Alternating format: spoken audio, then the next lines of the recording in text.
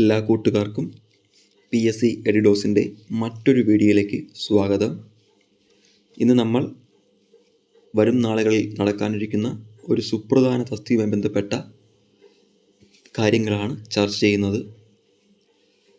അതുമായി ബന്ധപ്പെട്ട കാര്യങ്ങളിലേക്ക് കടക്കുന്നതിന് മുന്നേ നമ്മൾ ഒരു 4-5ഓളം തസ്തികകളെ പറ്റിയുള്ള വിശദമായ വീഡിയോകൾ നമ്മൾ ചെയ്തിട്ടുണ്ട്. Kerala bank OA, lab attender, khadi board LDC, company board LGS, civil police officer, അങ്ങനെ ഒട്ടനവധി തസ്തികകളെ പറ്റിയുള്ള വിശദമായ വിവരങ്ങൾ ഉൾക്കൊള്ളിച്ച വീഡിയോകൾ നമ്മുടെ ചാനലിൽ ഉൾപ്പെടുത്തിയിട്ടുണ്ട്, അപ്ലോഡ് ചെയ്തിട്ടുണ്ട്. ഈ പറഞ്ഞ ഏതെങ്കിലും ലിസ്റ്റിൽ ഉൾപ്പെട്ട ഉദ്യോഗാർത്ഥിയാണ് നിങ്ങളെങ്കിൽ ഉറപ്പായും ഈ പറഞ്ഞ വീഡിയോകൾ കാണാൻ ശ്രമിക്കുക. ഉറപ്പായും നിങ്ങൾക്ക് ആ വീഡിയോ ഒരു മുതൽക്കൂട്ട് തന്നെ ആയിരിക്കും. ഇനി ഞാൻ തമ്പനയിലിൽ പരാമർശിച്ചതുപോലെ തന്നെ പാവങ്ങളുടെ സെക്രട്ടേറിയറ്റ് അസിസ്റ്റൻ്റ് എന്ന് വിളിക്കാവുന്ന ഒരു പോസ്റ്റ് തന്നെയാണ് നമ്മളിന്ന് പരിചയപ്പെടുത്തുന്ന സെക്രട്ടേറിയറ്റ് ഓഫീസ് അറ്റൻഡൻറ്റ് എന്ന പോസ്റ്റ്. അതിന് ഒട്ടനവധി കാരണങ്ങൾ നമുക്ക് നിരത്താൻ സാധിക്കും. ഇന്ന് കേരളത്തിൽ ഇത്രയധികം മത്സരങ്ങൾ നടക്കുന്ന കേരളത്തിൽ ഒരു ഡിഗ്രി ഹോൾഡറിന് എഴുതാൻ കഴിയുന്ന ജനറൽ എക്സാംസിൽ ഒരു LGS പോസ്റ്റായി കണക്കാക്കാവുന്ന 2ഓളം പോസ്റ്റേ ഇന്ന് അവശേഷിക്കുന്നുള്ളൂ. ഒന്ന്, അതായത് ഞാൻ പറഞ്ഞത് പ്രമുഖമായ LGS പോസ്റ്റുകളിൽ ഒരു ഡിഗ്രി ഹോൾഡറിന് എഴുതാൻ കഴിയുന്ന പ്രധാന തസ്തികകളുടെ എണ്ണം വെറും 2ആണ്. ഒന്ന് കമ്പനി ബോർഡ് LGS, ഇന്ന് നിലവിൽ റാങ്ക് ലിസ്റ്റ് ഉള്ളതും റാങ്ക് ലിസ്റ്റ് പ്രസിദ്ധീകരിച്ച് 7 മാസം തികയുന്നതും ഏകദേശം 1000-ത്തിനു പുറത്ത് നിയമനം നടന്നതുമായ തസ്തികയാണ് കമ്പനി ബോർഡ് LGS. ഈ വർഷം അവസാനത്തോടെ അല്ലെങ്കിൽ അടുത്ത വർഷം പകുതിയോടെ അടുത്ത നോട്ടിഫിക്കേഷൻ പ്രസിദ്ധീകരിക്കും എന്ന് നമ്മൾ വിചാരിക്കുന്ന ഒരു തസ്തിക കൂടിയാണ് ഈ പറഞ്ഞ കമ്പനി ബോർഡ് LGS.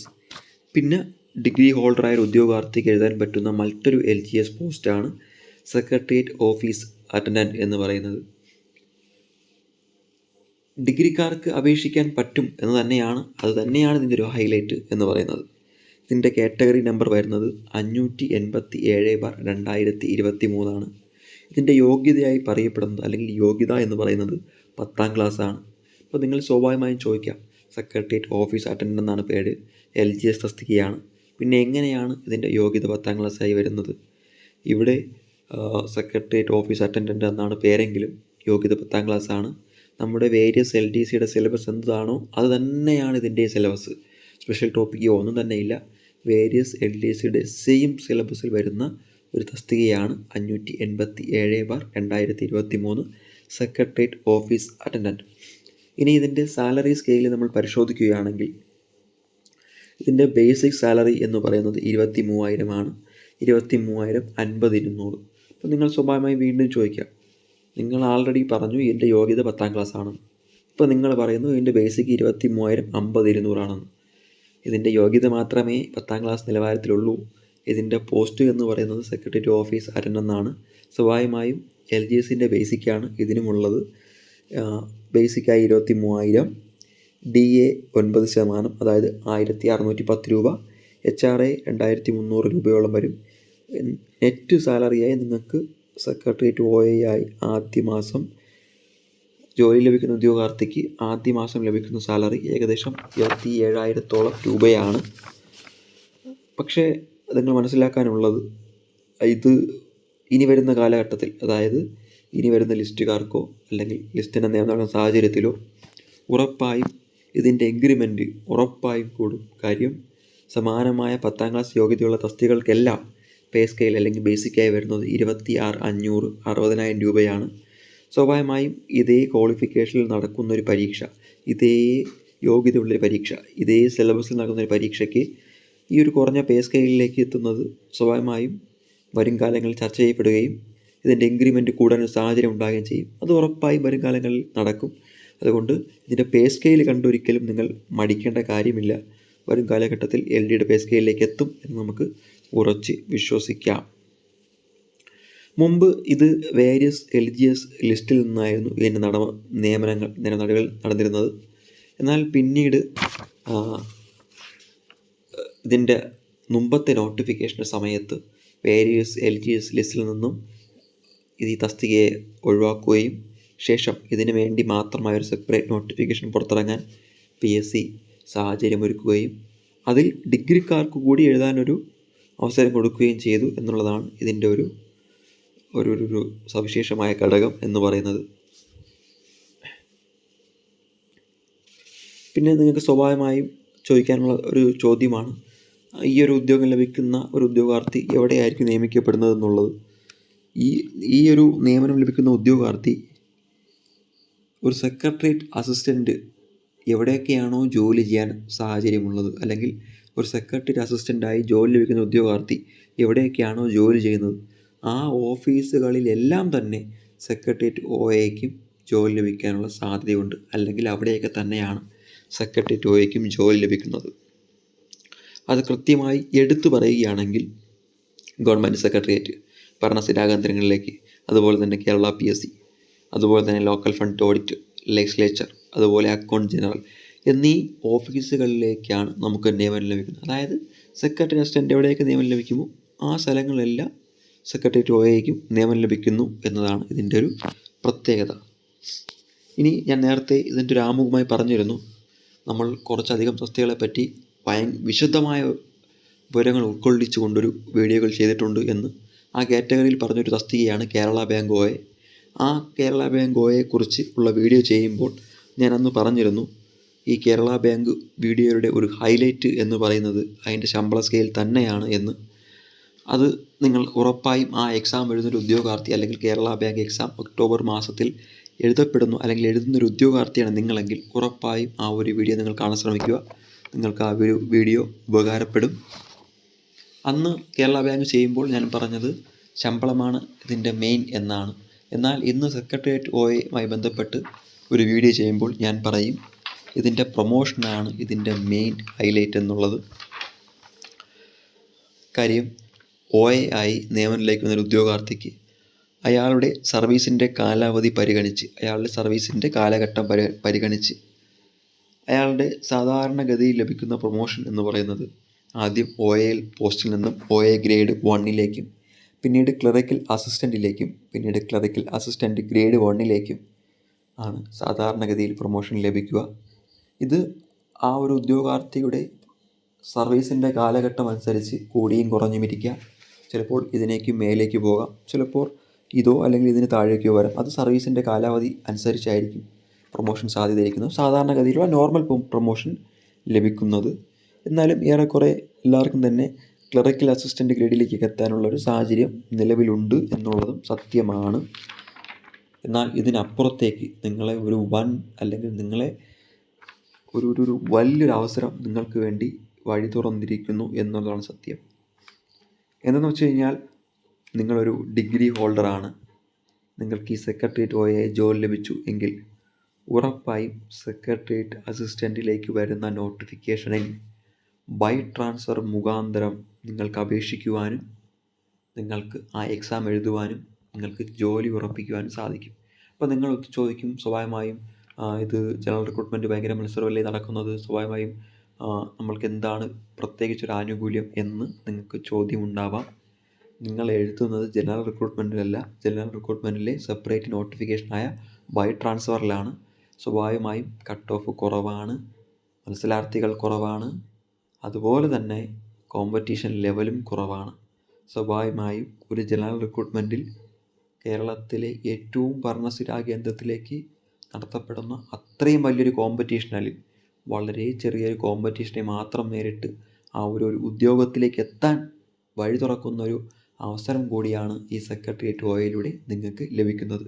അതായത് കൃത്യമായും പറഞ്ഞാൽ സെക്രട്ടേറിയറ്റ് അസിസ്റ്റൻ്റായി 100 പേർക്ക് നിയമനം ലഭിക്കുന്നെങ്കിൽ അതിൽ 4 പേർക്ക് ബൈ ട്രാൻസ്ഫർ മുഖാന്തരം നിയമനം ലഭിക്കുന്നു എന്നതാണ് ഇതിൻ്റെ ഏറ്റവും പ്രധാന പ്രത്യേകത. അതുകൊണ്ട് തന്നെയാണ് ഞാൻ പറഞ്ഞത്, കേരള ബാങ്കിനെ അപേക്ഷിക്കുമ്പോൾ അവിടെ സാലറി ആണെങ്കിൽ ഇവിടെ പ്രൊമോഷൻ തന്നെയാണ് മെയിൻ. അതുകൊണ്ട് നിങ്ങൾ മനസ്സിലാക്കുക, അത്രയും ഒരു കോമ്പറ്റീഷനെ നേരിടാൻ നിങ്ങൾക്ക് പറ്റിയില്ലെങ്കിൽ പോലും ബൈ ട്രാൻസ്ഫർ എന്ന പോസ്റ്റിലൂടെ അല്ലെങ്കിൽ തസ്തികയിലൂടെ നിങ്ങൾക്ക് ഉറപ്പായും നിങ്ങളുടെ സ്വപ്ന ജോലിയിലേക്ക് എത്താൻ സാധിക്കും. ഇനി നിങ്ങൾക്ക് ഈ അത്രയും ഒരു മത്സരത്തെ നേരിടാൻ പറ്റില്ല, എനിക്ക് അത്രയും വലിയൊരു മത്സരത്തെ കൂടി നേരിടാൻ പറ്റില്ല, എനിക്ക് കുറച്ചുകൂടി മത്സരം കുറയണം എങ്കിൽ ഞാൻ നേരിടാം എന്നാണ് നിങ്ങളുടെ കാഴ്ചപ്പാടെങ്കിൽ കുറച്ചുകൂടി മത്സരം കുറഞ്ഞ പോസ്റ്റ് എടുക്കാം. അതായത് KGTA, അതായത് നമ്മുടെ ലോവർ ഹയർ നിങ്ങൾക്കുണ്ട് എങ്കിൽ നിങ്ങൾക്കുറപ്പായും കമ്പ്യൂട്ടർ അസിസ്റ്റൻ്റ് ഗ്രേഡ് പോസ്റ്റിലേക്ക് ഇതേ PSN വിജ്ഞാപനം പുറത്തിറക്കും.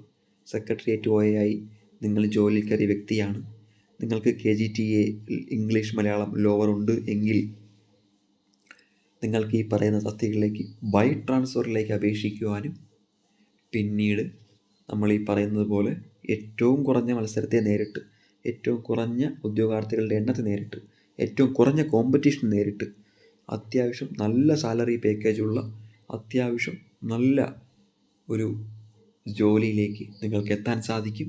അതും ഞാൻ ഈ പറഞ്ഞതുപോലെ കുറഞ്ഞ കട്ട് ഓഫിൽ, കുറഞ്ഞ മത്സരത്തിൽ, വളരെ ചുരുങ്ങിയ ഒരു മത്സരത്തിൽ ഇത്രയും നല്ലൊരു സാധ്യത തുറക്കുന്ന മറ്റൊരു തസ്തികയും സമാനമായി ഈ കാലഘട്ടത്തിൽ നടക്കുന്നില്ല എന്നുള്ളത് പ്രത്യക്ഷവും സത്യവുമാണ്. ഇനി നമുക്ക് ഈ എക്സാമുമായി ബന്ധപ്പെട്ട അല്ലെങ്കിൽ ഈ നോട്ടിഫിക്കേഷനുമായി ബന്ധപ്പെട്ട മറ്റു കാര്യങ്ങളിലേക്ക് കടക്കാം. ഈ ഒരു എക്സാം നടത്തപ്പെടുന്നത് 2 ഘട്ടങ്ങളിലായാണ്. അതായത് ഒരു പ്രിലിംസും ഉണ്ടാവും, ഒരു മെയിൻസ് എക്സാമും ഉണ്ടാവും. അത് സമാനമായി കുറച്ചധികം എക്സാമുകളെ കമ്പൈൻ ചെയ്ത്, പ്രത്യേകിച്ച് സ്റ്റേറ്റ് വൈഡായി വരുന്ന എക്സാമുകളെയാണ് PSC ഈ ഒരു രീതിയിലേക്ക് കമ്പൈൻ ചെയ്യപ്പെടുന്നത്. അത്തരത്തിൽ ഒരു മെയിൻസ് പ്രിലിംസിനെ നമ്മൾ നേരിടേണ്ട സാഹചര്യം ഈ ഒരു പോസ്റ്റുമായി ബന്ധപ്പെട്ടുണ്ട്. PSC ഒരു പ്രിലിംസിൻ്റെ ഒരു ടെനേറ്റീവ് കലണ്ടർ പ്രഖ്യാപിച്ചിട്ടുണ്ടായിരുന്നു. ആ ഒരു ടെനേറ്റീവ് കലണ്ടറിൽ ഒക്ടോബർ, നവംബർ, ഡിസംബർ കാലഘട്ടത്തിലായി ഇതിൻ്റെ പ്രിലിംസ് പരീക്ഷ സെക്രട്ടേറിയറ്റ് OAയുടെ പ്രിലിംസ് എക്സാം നടത്തും എന്നായിരുന്നു പ്രഖ്യാപിച്ചിട്ടുണ്ടായിരുന്നത്. എന്നാൽ ഒക്ടോബർ മാസം വരെയുള്ള PSCയുടെ ഒഫീഷ്യൽ കലണ്ടർ പുറത്തിറങ്ങുന്ന സാഹചര്യമുണ്ടായി. അതുപ്രകാരം ഒക്ടോബർ 31 വരെ എന്തായാലും ഈ പറഞ്ഞ പ്രിലിംസിൻ്റെ ഡേറ്റ് പ്രഖ്യാപിച്ചിട്ടില്ല. അതായത് നമുക്ക് ഉറപ്പിക്കാൻ സാധിക്കും നവംബർ, ഡിസംബർ മാസങ്ങൾ തന്നെയായിരിക്കും ഇതിൻ്റെ പ്രിലിംസ് നടക്കാൻ സാധ്യത. അത് ആപ്ലിക്കേഷൻ്റെ എണ്ണം അനുസരിച്ചായിരിക്കും ഇതിൻ്റെ ഘട്ടങ്ങളുടെ എണ്ണം വരിക. ഘട്ടങ്ങളുടെ എണ്ണം കൂടുന്നതനുസരിച്ച് ഈ പറഞ്ഞൊരു കാലപരിധി നവംബർ, ഡിസംബർ മാസങ്ങളിലേക്ക് നീണ്ടുപോകാൻ സാഹചര്യമുണ്ട്. ഇല്ലെങ്കിൽ ഏകദേശം ഒരു മാസത്തിനകത്ത് തന്നെ തീരാനാണ് സാധ്യത. അല്ല, ആപ്ലിക്കേഷൻ അത്രത്തോളം ഉണ്ട് എന്നുണ്ടെങ്കിൽ ചിലപ്പോൾ ഒരു 1.5 മാസത്തിലേക്ക് നീണ്ടുപോകാനും ഘട്ടങ്ങളുടെ എണ്ണം നീണ്ടുപോകാനും സാഹചര്യമുണ്ട്. ഇനി നമ്മൾ മനസ്സിലാക്കാനുള്ളത്, നമ്മൾ ആൾറെഡി പറഞ്ഞു ഒരു പ്രിലിംസ് ഉണ്ട്, അത് നവംബർ, ഡിസംബർ മാസങ്ങളിലായിരിക്കും. ഇനി നവംബർ മാസത്തിൽ എന്ന് തന്നെ ഇരിക്കട്ടെ, അല്ലെങ്കിൽ നവംബർ ആദ്യ ദിവസങ്ങൾ തന്നെയാണ് പരീക്ഷ എന്നിരിക്കട്ടെ, അതിൽ ആദ്യ ഘട്ടത്തിൽ തന്നെയാണ് നിങ്ങൾക്ക് ഹാൾ ടിക്കറ്റ് വന്നത് അല്ലെങ്കിൽ നിങ്ങളുടെ എക്സാം ഡേറ്റായി വന്നത് എന്ന് തന്നെ ഇരിക്കട്ടെ. എങ്കിൽ പോലും ഈ ദിവസം മുതൽ 100 ദിവസം ഇനിയും അവശേഷിക്കുന്നു, 100ഓളം ദിവസങ്ങൾ ഇനിയും അവശേഷിക്കുന്നു. ഈ നിമിഷം മുതൽ പഠിച്ചു തുടങ്ങുകയാണെങ്കിൽ പോലും തീർക്കാവുന്ന വളരെ ലളിതമായ ഒരു സിലബസാണ് PSC നമുക്ക് വേണ്ടി പ്രിലിംസ് എക്സാമിന് PSC പ്രസിദ്ധപ്പെടുത്തിയിരിക്കുന്നത്. അത് മനസ്സിലാക്കി ഇപ്പോൾ തുടങ്ങിയപ്പോലും തീർക്കാവുന്നതേ ഉള്ളൂ എന്ന സത്യവും നിങ്ങൾ മനസ്സിലാക്കുക. അപ്പോൾ നിങ്ങൾ ചോദിക്കുമ്പോൾ ഒരു പ്രിലിംസ് പരീക്ഷ എന്ന് പറയുമ്പോൾ ഈ ഒരു തസ്തിക മാത്രമാണോ ആ പ്രിലിംസിൽ ഉൾപ്പെട്ടിരിക്കുന്നത്? അല്ല, സമാനമായി മറ്റു പരീക്ഷകൾ കൂടി ഈ പ്രിലിംസിൽ ഉൾപ്പെടുത്തിയിട്ടുണ്ട്. അതിൽ കുറച്ചധികം മെയിൻസ് എക്സാം ഉണ്ട്, അല്ലെങ്കിൽ കുറച്ചധികം മെയിനായി നമ്മൾ ഉൾപ്പെടുത്തേണ്ട തസ്തികകൾ കൂടി ഉണ്ട്. അത് ഏതൊക്കെയാണെന്ന് ഞാൻ പറയാം. ഒന്ന് 134/2023 കാറ്റഗറി നമ്പറിൽ വരുന്ന സ്റ്റോർ കീപ്പറാണ്, അതും ഈ പ്രിലിംസിൽ ഉൾപ്പെട്ടിട്ടുണ്ട്. മറ്റൊന്ന് 446/2023 അസിസ്റ്റൻ്റ് ടൈം കീപ്പർ. മറ്റൊരു തസ്തിക 447/2023 ലബോറട്ടറി അസിസ്റ്റൻ്റ്. ഇത്തരത്തിലുള്ള ഒരു 4ഓളം തസ്തികകളാണ് ഇതിൽ പ്രധാനമായും ഈ ഒരു പ്രിലിംസ് പരീക്ഷയിൽ PSC ഉൾപ്പെടുത്തിയിരിക്കുന്നത്. ഇനി ഇതിൻ്റെ മെയിൻസ് എക്സാം ഏത് മാസങ്ങളിലായി നടത്തപ്പെടും? സ്വാഭാവികമായും നിങ്ങൾക്കുണ്ടാവുന്ന മറ്റൊരു സംശയമാണ്. പ്രിലിംസ് പരീക്ഷയുടെ പശ്ചാത്തലത്തിൽ അതിൻ്റെ റിസൾട്ട് വരുന്ന മുറയ്ക്ക് ഇതിൻ്റെ മെയിൻസ് എക്സാമിൻ്റെ ടെനേറ്റീവ് കലണ്ടറായി PSC പ്രസിദ്ധീകരിച്ചിട്ടുള്ളത് 2025 മാർച്ച്, ഏപ്രിൽ, മെയ് മാസങ്ങളിലായി നടത്തുമെന്നാണ്. ഏകദേശം നമുക്കൊരു മാർച്ച്, ഏപ്രിൽ തന്നെ ഇതിൻ്റെ മെയിൻസ് എക്സാം ഉണ്ടാവും എന്നുറപ്പിക്കാം. കാര്യം മറ്റ് സമാന്തര പ്രിലിംസ് പരീക്ഷകളും ഇതിൻ്റെ കൂടെയുണ്ട്. Store keeper, assistant time keeper, laboratory assistant നമ്മൾ പറഞ്ഞതുപോലെ. അപ്പോൾ ഈ ഒരു 4ഓളം എക്സാം ഈ ഒരു മാർച്ച്, ഏപ്രിൽ മാസങ്ങളിലായി നടത്തപ്പെടും. അപ്പം അതുകൊണ്ട് ഏറ്റവും മാക്സിമം, അതായത് മറ്റു എക്സാമുകളെ കമ്പയർ ചെയ്യുമ്പോൾ ഈ വേരിയസ് LDC ഒക്കെ നമുക്കറിയാം കഴിഞ്ഞ ഈ നോട്ടിഫിക്കേഷനിൽ PSC പ്രിലിംസ് നടത്തുന്നൊരു സാഹചര്യം ഉണ്ടായി. അന്ന് വളരെ ചെറിയ കട്ട് ഓഫാണ് പ്രിലിംസിന് വന്നത്. പക്ഷേ ഒരിക്കലും ഈ സെക്രട്ടേറിയറ്റ് OAയ്ക്കോ അല്ലെങ്കിൽ സ്റ്റോർ കീപ്പറിനോ അല്ലെങ്കിൽ അസിസ്റ്റൻറ്റ് ടൈം കീപ്പറിനോ അല്ലെങ്കിൽ ലബോറട്ടറി അസിസ്റ്റൻറ്റിനോ ഒരു വളരെ ചെറിയ കട്ട് ഓഫ് ആയിരിക്കും വരിക, അല്ലെങ്കിൽ PSC ഇടുക, PSC വലിയൊരു നമ്പർ ആൾക്കാരെ ഉൾപ്പെടുത്തും എന്നൊന്നും ഒരിക്കലും വിചാരിക്കരുത്. ഈ പറഞ്ഞ 4ഓളം പോസ്റ്റും സ്റ്റേറ്റ് വൈഡ് പോസ്റ്റുകളാണ്. അതുകൊണ്ട് തന്നെ സംസ്ഥാനം ഒട്ടാകെയുള്ളൊരു മത്സരമാണ് ഇതിൽ നേരിടുന്നത്. ഇതിൽ ഒരു റെയർ കാറ്റഗറിയുള്ള ലബോറട്ടറി അസിസ്റ്റൻറ്റ് മാത്രമേ ഉള്ളൂ. അത് ജില്ലാതലത്തിലുള്ള നിയമനമാണ്. പക്ഷേ ജില്ലാതലത്തിലുള്ള നിയമനമാകുമ്പോൾ പോലും വളരെ തുച്ഛമായ എണ്ണം മാത്രമേ അതിൽ നിയമിക്കപ്പെടുന്നുള്ളൂ. അതുകൊണ്ട് തന്നെ അത്രത്തോളം വരുന്നൊരു എണ്ണം മാത്രമേ പ്രിലിംസ് കഴിഞ്ഞുള്ളൊരു യോഗ്യതാ ലിസ്റ്റിൽ ഉൾപ്പെടുകയുള്ളൂ. അതുകൊണ്ട് അത്യാവശ്യം നല്ലൊരു കോമ്പറ്റീഷൻ നടക്കും സ്റ്റേറ്റ് ലിസ്റ്റുകളെ പരിഗണിക്കുമ്പോഴും ജില്ലാതല ലിസ്റ്റുകളെ പരിഗണിക്കുമ്പോഴും നിയമനം കുറവായതിൻ്റെ പേരിൽ. അപ്പോൾ അതിൽ ഉൾപ്പെടണമെങ്കിൽ നമ്മൾ പ്രിലിംസ് എക്സാമിനെ ഒരു മെയിൻസ് എക്സാമായി പരിഗണിച്ച് അത്രത്തോളം നല്ല രീതിയിൽ അതിനെ അറ്റൻഡ് ചെയ്ത് നല്ലൊരു ലെവലിൽ സ്കോർ ചെയ്താൽ മാത്രമേ ഉൾപ്പെടാൻ സാധിക്കുകയുള്ളൂ. അതുകൂടി മനസ്സിലാക്കി വേണം നിങ്ങൾ മുന്നോട്ട് പോകാൻ. ഇനി ഇതിൻ്റെ അപേക്ഷകരുടെ എണ്ണം പരിശോധിക്കുകയാണെങ്കിൽ 8,39,724 പേരാണ് ഈ ഒരു സെക്രട്ടേറിയറ്റ് OAയുടെ പോസ്റ്റിലേക്ക് അപേക്ഷിച്ചിട്ടുള്ളത്. അതിൽ തന്നെ കഴിഞ്ഞ നോട്ടിഫിക്കേഷൻ നമ്മൾ പരിശോധിക്കുകയാണെങ്കിൽ അന്ന് അപേക്ഷകരായി വന്നിട്ടുള്ളത് 10,50,59,000 പേരോളം ആണ്. എന്നാൽ സമാനമായി LDC നോട്ടിഫിക്കേഷൻ സംഭവിച്ച പോലെ ഒരു ഉദ്യോഗാർത്ഥികളുടെ എണ്ണത്തിലൊരു കുറവ് ഈ ഒരു സെക്രട്ടേറിയറ്റ് OAയിലേക്കും സംഭവിച്ചു. ഇവിടെയും ഏകദേശം 2 ലക്ഷത്തോളം വരുന്ന അപേക്ഷകരുടെ കുറവ് ഇവിടെയും സംഭവിച്ചിട്ടുണ്ട്. ഇനി കഴിഞ്ഞ തവണത്തെ നിയമന നിലയും മറ്റനുബന്ധ വിവരങ്ങൾ നമുക്ക് പരിശോധിക്കാം. കഴിഞ്ഞ തവണ അഡ്വൈസ് ലഭിച്ച ഉദ്യോഗാർത്ഥികളുടെ എണ്ണം 893 കഴിഞ്ഞ തവണ PSC ഏറ്റവും അവസാനം അയച്ച അഡ്വൈസാണ് ഞാൻ നിങ്ങളുടെ മുന്നിലേക്ക് വച്ചിരിക്കുന്നത്. നിങ്ങൾക്ക് ഈ സ്ക്രീനിൽ കാണാൻ സാധിക്കുന്നത്. ഇതിൽ നിങ്ങൾ പരിശോധിക്കുകയാണെങ്കിൽ മനസ്സിലാവും. ഞാൻ പറഞ്ഞു ഇതിൽ അഡ്വൈസ് ലഭിച്ച ഉദ്യോഗാർത്ഥികളുടെ എണ്ണം 893 അത് നിങ്ങൾക്ക് കാണാൻ സാധിക്കും സ്ക്രീനിൽ.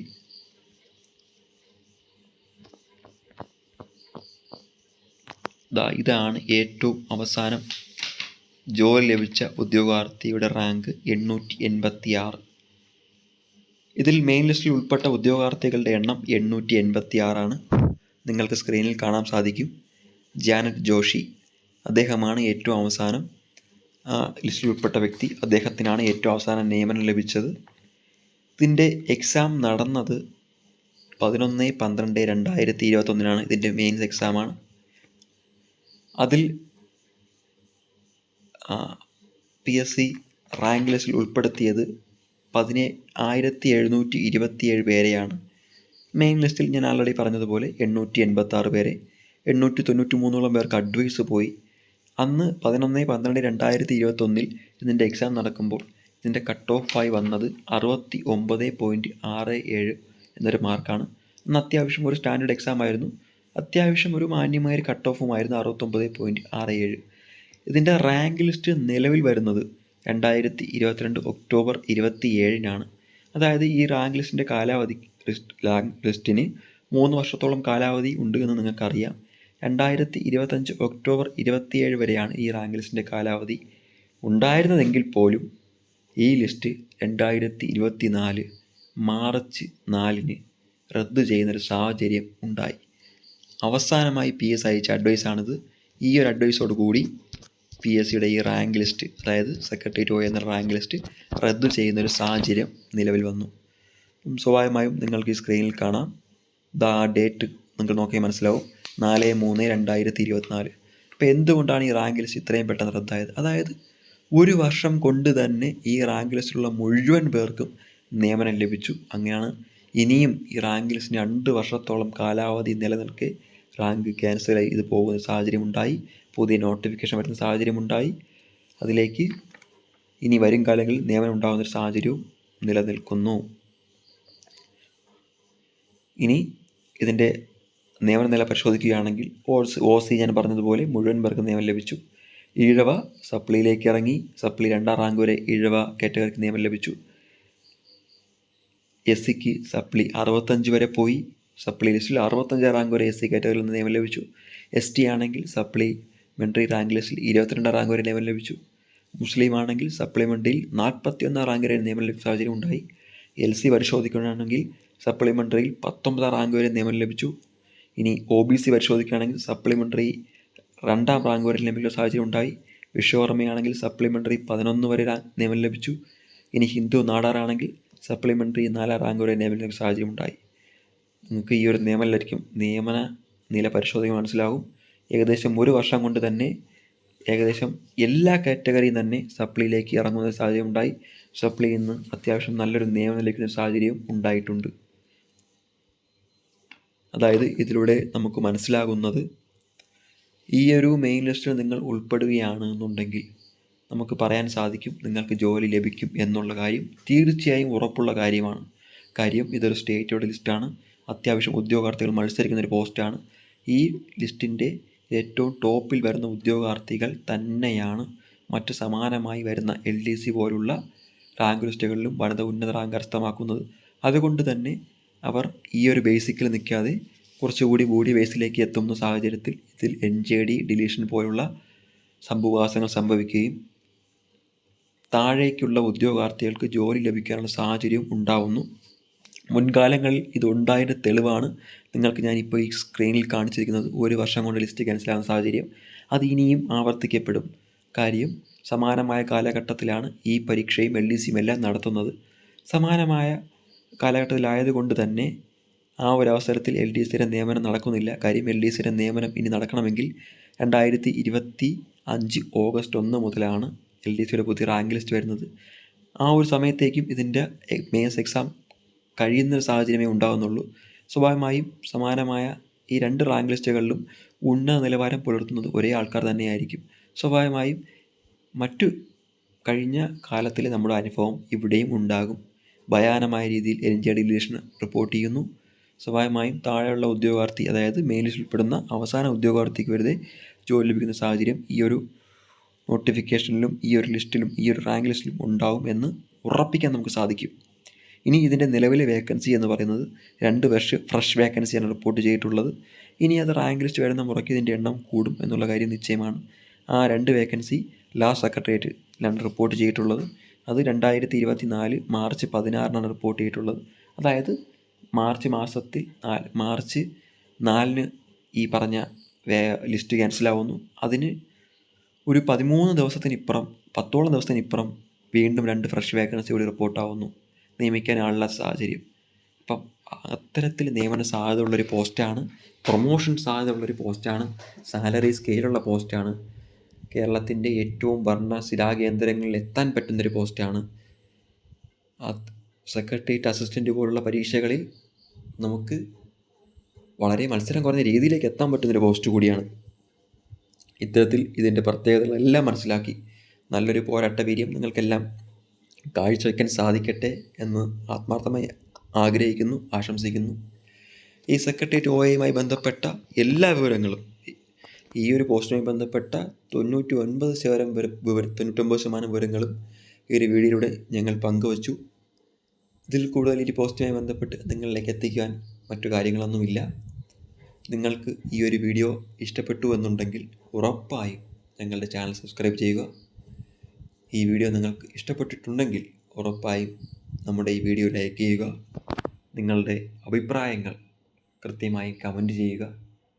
അതുപോലെ തന്നെ ഞങ്ങളുടെ മറ്റു വീഡിയോകൾ, Kerala bank OA, civil police officer, അങ്ങനെയുള്ള മറ്റു വീഡിയോകൾ ഉറപ്പായും ആ തസ്തികകൾ എഴുതിയിട്ടുള്ള ആളാണ് അല്ലെങ്കിൽ എഴുതാൻ പോകുന്ന ഒരാളാണെങ്കിൽ അതുകൂടി കാണാൻ ശ്രമിക്കുക.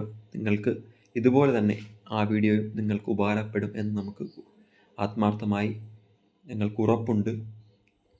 ഇനിയും ഇതുപോലുള്ള മറ്റ് തസ്തികൾ, മറ്റ് PSC updations, PSC question papers, അതിൻ്റെ റിലേറ്റഡ് ഫാക്ട്സ് ആയിട്ടുള്ള മറ്റു വീഡിയോകളുമായി ഉടൻ തന്നെ നിങ്ങളുടെ മുന്നിലേക്ക് ഞങ്ങൾ എത്തും.